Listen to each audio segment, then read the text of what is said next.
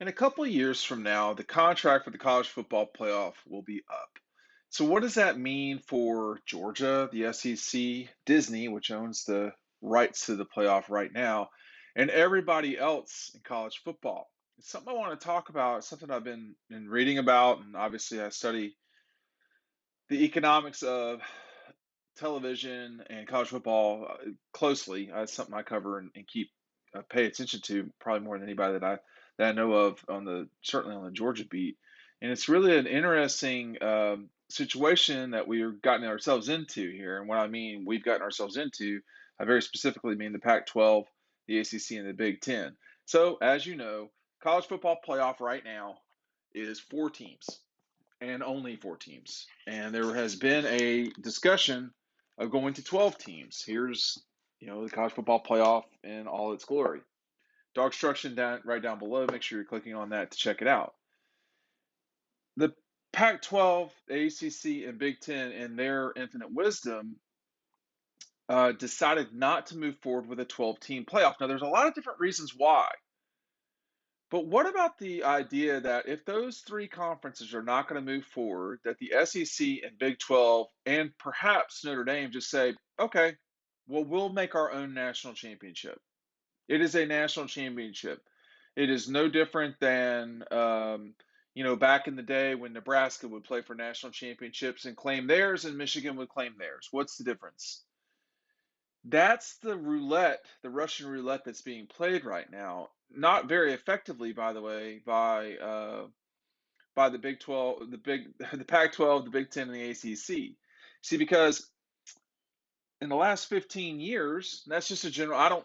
Let's just not say last. We're certainly the last 10. There's only been three teams not from the SEC that have won the national championship. Twice with Clemson and once with Florida State. Okay, excuse me, Ohio State was in there too. So four teams, well, three programs, four teams over since, let's see, 2000. It's been a while. It's not been 15 years. It's been a little bit longer than that. So what happens if the SEC takes all of its teams, and keep in mind, Texas and Oklahoma would be in this too. What happens if they take their ball and go home and they just say, oh, well, we don't care? What happens then? I think that what's going on here in the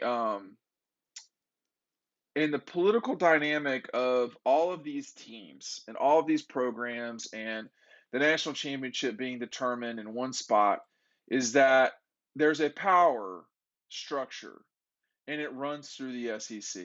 And that really frustrates non-SEC teams. But but look, particularly since Texas and Oklahoma have come in, I'm going to run you a list this century of teams that have won the national championship by the year. Oklahoma 2000 SEC, Miami ACC 2001, 2002 Ohio State Big 10, 2003 LSU and USC SEC, 2004 USC Pac-12, 2005 Texas SEC, Florida SEC, LSU SEC, Florida SEC, Alabama SEC, Auburn SEC, Alabama SEC, Alabama SEC. I have to catch my breath. Now we're all the way back in 2013. Florida State and Ohio State. Since that time, Alabama SEC, Clemson ACC, Alabama SEC, Clemson ACC, LSU, Alabama, Georgia SEC. Now, I don't know how many is not the SEC, but it's not many. Okay. So when you have 16 programs that are consistently producing six teams that can win the national championship in any 5-year period, it's just the control goes through the league. And the Pac-12, the Big Ten, and the ACC, particularly now that Clemson is not quite what they were, say, 3, 4 years ago, I don't know what their real claim to a national championship would be. Let's keep in mind that, I mean, obviously the SEC has won the last three national championships, right? Okay. In the last 5 years, there's been two times when SEC teams have met to play for the national championship, and that was Georgia and Alabama in both cases in 17 and 2001. I think there's going to come a time when Greg Sankey, who is the commissioner of the SEC, quietly says to people out and about in TV land, why do you need these other leagues? We have Texas, we have Oklahoma, they're in the fold now. We have Georgia, LSU, Alabama. They've all won national championships in the last 3 years. You've got Auburn has won it since 2010. It's just there's not necessarily reason to include other teams. Now, I think that's I mean, I would not like that personally. I would not like that. I think that what we've got right now, where there is a determinative national champion on the field, is a really good thing. But moving forward, the SEC and the Big Ten can just take, excuse me, the SEC and the Big 12 can just take their ball and go home. I mean, what is the marketplace going to be for years like this past year when the Big Ten, the Pac 12, and the ACC produce a playoff that involves Pittsburgh playing in the Orange Bowl and Utah playing Michigan for the national championship at the Rose Bowl? The Sugar Bowl could host a national championship every single year. We already have the Sugar Bowl with the Big 12 and the SEC. It's already existing. So I think we are at a kind of a moment here where, you know, the ACC, Big 10, and Pac 12 need to decide if they're serious about this or not. And um, I don't know if they are in a way that they need to be. You know, there's you do sometimes get people. You do sometimes get this notion that schools in the Pac 12 and the Big Ten specifically feel like because in the past they've been better research institutions that, you know, sports are not important. Well, okay, that's fine. But you're taking the money. You're taking the money. It's pretty important at that point. Your athletic departments think it's kind of important. So we've got to at some stage. And by the way, the research, you know, aspect is getting closed quite a bit. You know, Texas is in the SEC now. Georgia, Florida, Vanderbilt. I mean, Texas A&M, right? These are all good schools, but we can't, you know,